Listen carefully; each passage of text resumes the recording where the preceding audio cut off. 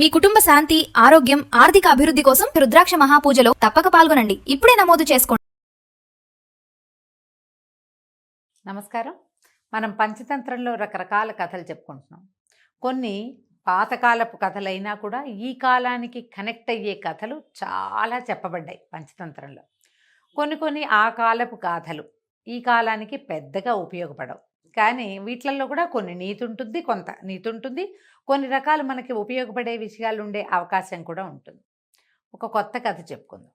ఒక అడవిలోనట, మరి అడవి అనకూడదు, ఒక పల్లెటూరికి చేరికగా ఉన్న ప్రాంతంలో దీనుడు అనే పేరున్న దీన అనే పేరున్న ఒక కుక్క ఉండేదట. ఆ కుక్కకి అది ఊర కుక్క, ఊళ్ళలో పడి తిరుగుతూ ఉండేది. ఈ అడవిలోను అటు ఊరు వైపుకి పల్లెటూరు వైపుకి తిరిగేది. ఏదైనా కోడో కొక్కిరాయో చిన్నదో పొన్నదో చిన్న చిన్న జంతువులు ఎలుకలో ఏమైనా దొరికితే ఆహారం, దొరకకపోతే డొక్కలో కాళ్ళు పెట్టుకుని ముడుచుకుని పడుకోవటం, ఇది తిరుగుతూ ఉండేది. దానికి ఈ ఊరి మీద విరక్తి పుట్టింది. ఏంటి సరిపడా ఆహారం దొరకట్లేదు, ఇవాళ కడుపు నిండా తిని రేపు కూడా ఎల్లుండి కూడా అవతలెల్లుండి కూడా కడుపు నిండా తినేంత దొరికే అవకాశం ఉండట్లేదు ఇక్కడ. దొరికితే దొరుకుతుంది, లేదు దైవాధీనం సర్వీసు. ఈ దైవాధీనం సర్వీసు నచ్చట్లేదు ఆ దీనుడికి. ఇట్లా కాకుండా ప్రతిరోజు ఆహారం దొరికే ఏదైనా ప్లేస్ చూద్దాం అనుకుంది. మనం ఇలాగే చేస్తాం. మనకి ఇక్కడ అన్ని రోజువారీ గడిచిపోతాయి, పర్వాలేదు, సేఫ్గానే ఉన్నాం, ఈ రోజుకి ఏం ప్రాబ్లం లేదు ఆయన ఉన్నా కూడా రేపు ఎల్లుండి అవతల ఎల్లుండి కోసమే ప్లాన్ చేసి కొత్త ప్లేసులకి వెళ్తాం.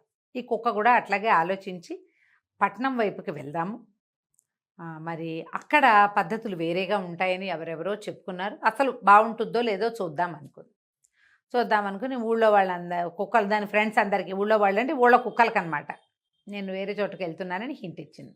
కుక్కలని సరే ఎవరైనా ఒకళ్ళు వెళ్తుంటే ఓహో వీడు అమెరికా వెళ్తున్నాడని మనం చెప్పుకున్నట్టుగా ఓహో వీడు ఏదో పట్నం వెళ్తున్నాడని చెప్పుకున్నారు. సరే కుక్క పట్నం వైపుకి సాగిపోయింది. మధ్యలో ఏదో చిన్నది పొన్నది ఆహారం దొరికింది, తిన్నది. పట్నంలోకి వెళ్తే అక్కడ పట్నంలో చూసింది అది వరసగా ఇళ్ళు, ఇంచుమించుగా అన్ని ఇళ్ళకి ఒకటే ప్లాను, వాకిళ్ళు అవి చక్కగా తెరిచి ఉంటాయి, ఈజీగా లోపలికి వెళ్ళిపోవచ్చు. ఊళ్ళల్లో లాగా ఇంత పెద్ద వాకిలి, అవతల ఎక్కడో వంటిల్లు, అవతల ఎక్కడో ఇల్లు, అలా కాదు ఇది. ఈ పట్టణంలో ఎలా ఉంది, అంటే గుమ్మం, వాకిల్ లేదు పాడలేదు, గుమ్మమే.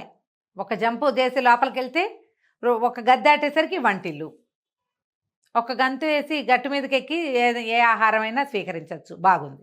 అందుకని అదేం చేసింది, అటు ఇటు చూస్తే ఆ ఇంట్లో వాళ్ళు ఎవరో బిజీగా ఉన్నారు, అంత హడావిడిగా ఏం లేదు, చల్లగా ఆ ఇంట్లో దూరితే వాళ్ళు బోల్డని పదార్థాలు వండి పెట్టుకున్నారు. ఇది చక్కగా మూతి దూర్చి ఒక గిన్నెలో చకచక అన్నం తినేసింది. కడుపు నిండిపోయింది. రేవని తేనుపు కూడా వచ్చింది. ఓ భలే బాగుందని బయటకు వచ్చేసింది. బాగుంది. ఒకరోజు ఫుల్గా నిండిపోయింది. తర్వాత అదే సాయంకాలం అన్ని ఇళ్ళు చూసింది. ఇంచుమించుగా అన్ని ఇళ్ళు ఇలాగే ఆటే వాకిలి లేదు, జానాబెత్తడి వాకిలి, అది దాటంగానే గుమ్మంలోకి వెళ్ళి 10 అడుగులు అటు ఇటు వేసేసరికి వంటగది, వంట, భోజనం. పైగా వీళ్ళందరికీ ఒకటే వేళ వండటం. ఇంచుమించుగా అందరూ ఒకటే రకంగా తింటారు. ఇది మరీ బాగుంది.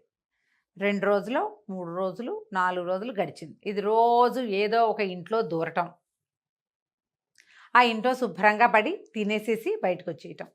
5-6 రోజుల తర్వాత అనుకుంది, అబ్బా ఇది భూతల స్వర్గం రా నాయన, ఎక్కడికి వెళ్ళినా ఆహారం దొరికేస్తుంది, ఎంతో హాయిగా ఉంది, ఇక మన ఊరి పేరు ఎత్తద్దు. ఎవరో చెప్పారు జననీ జన్మభూమిశ్చ స్వర్గాదపి గరీయసని. స్వర్గం ఇది, అదేం స్వర్గం, రోజు వెతుక్కోవటమే ఫుడ్కి, ఇక్కడ ఏం వెతుకులాట లేదు, లోపలికి వెళ్ళటం హాయిగా తినేయటం, ఎంత బాగుంది, చాలా బాగుంది, కాబట్టి మనం ఇక్కడే ఉందాం అనుకుంది. 5-6 రోజులు గడిచినాయి. 7వ రోజున ఇది ఈ పట్టణంలో రకరకాల సందులు తిరుగుతూ ఒక సందులోకి వెళ్ళింది, లోపలికి వెళ్ళింది. ఈ ఆహారం స్వీకారం అయిపోయింది, తినేసింది. అది అన్నం తినేసరికల్లా వాకిట్లో నుంచి తన స్వజాతిదే ఒక అరుపు వినపడింది. వాకిట్లో ఒక 5-6 ఊర కుక్కలు ఉన్నాయి. అవి ఈ లోపలికి వెళ్ళిన కుక్కను చూడంగానే ఇది ఎక్కడి నుంచో వచ్చిందని పెద్దగా అరవటం మొదలుపెట్టినాయి. కొత్త కుక్కను చూస్తే కుక్కలు అరుస్తాయి, మీరు గమనించండి. మనం ఒక పెట్టను రోడ్డు మీదకి తీసుకెళ్ళామంటే ఆ రోడ్డు మీద కుక్కలన్నీ అరిచెర్చి పోట్లాడతాయి.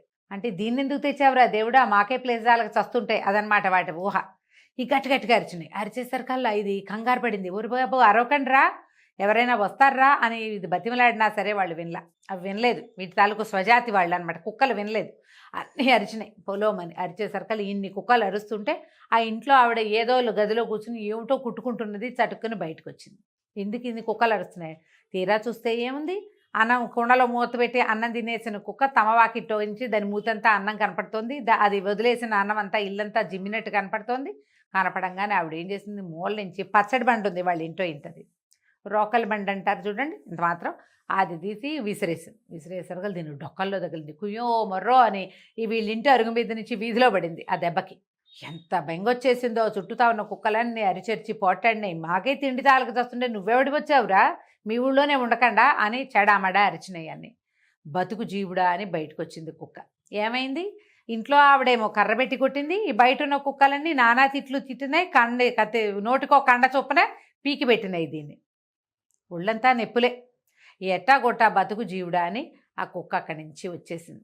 తర్వాత అనిపించింది, రోజువారీ ఆహారం దొరకపోయినా పర్వాలేదు, ఈ చావు దెబ్బలు ఎవడు భరిస్తాడు, ఈ దెబ్బలు భరించడం కష్టం కదా. అదేం చేసింది, మెల్లిగా తన ఊరు దారి పట్టింది. దారిలో ఏదో దొరికితే తిన్నది, లేకపోతే ఏ చెరువు దొరువు దగ్గర మూతి పెట్టి కాసిన మంచినీళ్ళు తాగింది. చాలే ఇవాళకి మన ఇంటికి వెళ్ళిపోతున్నాం అనుకుని ఊరు వచ్చేసాక దాని ప్రాణం నిమ్మలం వచ్చింది. అమ్మయ్య మన ఊరు చేరిపోయినరా దేవుడా అని ఒక ఇంటి వాకిట్లో ఒక మూల పడుకుంది. ఆ వీధిలో ఉన్న కుక్కలన్నీ చూసినాయి, అర్రే ఇదేదో టౌన్కి వెళ్ళింది కదా వచ్చిందని కుక్కలన్నీ చేరినాయి దీని దగ్గర. అందరు అడిగారు, ఏంట్రా బాబు వచ్చేసావు, ఆ ఊరు బాగుందా అంటే, ఓ బ్రహ్మాండంగా ఉంది, ఎంత బాగుందో, పెద్ద పెద్ద ఇళ్ళు, బ్రహ్మాండమైన వాకిళ్ళు, తలుపులు ఎప్పుడు తెరిచే ఉంటాయి. ఆ ఇళ్లల్లో ఆడవాళ్ళు ఎంత బాగా వండుకుంటారో, ఎంతో బాగా వండుతారు. అక్కడ మన జాతి వాళ్ళు కూడా చాలామంది ఉన్నారు. వాళ్ళే చాలామంది ఉన్నారు కదా, మనం ఎందుకులే అక్కడ ఉండటం, అయినా మన ఊరు, మనం వెళ్ళిపోతే మన ప్రాణం హాయిగా ఉంటుంది, కొత్త ఊరు చూసాం వచ్చేసాం అని చెప్పి వెనక్కి వచ్చేసాను అని చెప్పింది. అది తెలుసుకుంది ఏంటంటే, మన సొంత ప్లేసు ఎప్పుడూ సేఫ్ దేనికైనా సరే. అందుకని పాత రోజుల్లో ఊళ్ళు అవి వదిలిపెట్టేవాళ్ళు కాదండి. ఈ పంచతంత్రాన్ని పాటించి కొత్త చోటకి వెళ్తే మనకి తెలియని తిప్పలు చాలా వస్తాయి. దీనికి ఒక ఇంగ్లీష్ సామెత చెప్తారు చూడండి, తెలియని దేవుడి కంటే తెలిసిన దయ్యం మేలని. ఈ మన ఊర్లో ఏముందో ఏం లేదు, ఏమవుతుందో ఏమవదో, ఏం జరగడానికి అవకాశం ఉందో క్లియర్గా తెలుస్తుంది. కానీ పై ఊళ్ళల్లో ఏం జరుగుతుంది అనేది మనకు అసలు తెలియదు. ఎలాంటి రిస్కులు, ఎలాంటి ఇబ్బందులు రావచ్చో తెలియదు. కాకపోతే ఈ కాలంలో మనం ఈ ఆలోచన చేసామనుకోండి, మన వాళ్ళందరూ ఫారిన్ కంట్రీస్లో సెటిల్ అవ్వగలుగుతారండి. మన పల్లెటూళ్ళ నుంచి సిటీలకు మైగ్రేట్ అవ్వగలుగుతామా? అవలేం. కానీ వచ్చిన కొత్తల్లో ప్రతి వాళ్ళకి ఎందుకు వచ్చానురా దేవుడా అనిపించదా? ఎప్పుడైనా ఒకసారైనా అనిపిస్తుంది కదా. అయితే పంచతంత్రం చెప్పని ఒక నీతి వాక్యం మనం ఏం చెప్పుకోవాలంటే, నువ్వు ఎక్కడికి వెళ్తావో, ఎక్కడికి వెళ్ళదలుచుకున్నావో అక్కడ ఏముందో వెళ్ళాక తెలుసుకునే ప్రయత్నం చెయ్యొద్దు. వెళ్ళక ముందే అక్కడ ఏముందో తెలుసుకో. వెళ్ళే లోపలే 4 తెలిసి పెట్టుకో. అది మనం చేస్తున్నాం ఇప్పుడు. ఫ్రెండ్స్ని వాళ్ళని వెళ్ళి కనుక్కుంటాం. ఏదైనా ఒక కాలేజీలో చేరాలి, వేరే ఊరు వెళ్ళాలంటే ఆ ఊర్లో కాలేజీలో మన ఊరు వాళ్ళు ఎవరున్నారో కనుక్కుని, ఎలా ఉంటుంది, ఫుడ్ బాగుంటుందా, అది బాగుంటుందా, ఇది బాగుంటుందా, షాపింగ్ బాగుంటుందా కనుక్కుంటాం. వేరే స్టేట్ మారేటప్పుడు కనుక్కుంటాం, కంట్రీ మారేటప్పుడు కనుక్కుంటాం. తెలివితేటలు వచ్చినాయి మనకి బాగానే. అందుకని మనం ఫారిన్ కంట్రీస్లో సెటిల్ అయిపోగలుగుతున్నాం. మన వాళ్ళు ఎంతమంది ఉన్నారండి, ఎన్ఆర్ఐలు చాలామంది ఉన్నారు కదా. అలాగే ఎప్పుడైనా సరే కొత్త ప్లేస్కి వెళ్ళే ముందు దాని గురించి ముందే తెలుసుకోండి. ఇక్కడ ఏ సమస్య రావచ్చో, ఏ సుఖం ఉందో మనకు తెలుసు ఉంటుందని, కానీ సమస్యలు ఏమున్నాయి అనేది మాత్రం ముందే కనుక్కోవాలని పంచతంత్రం చెప్తుంది. కథ కంచికి మనం ఇంటికి.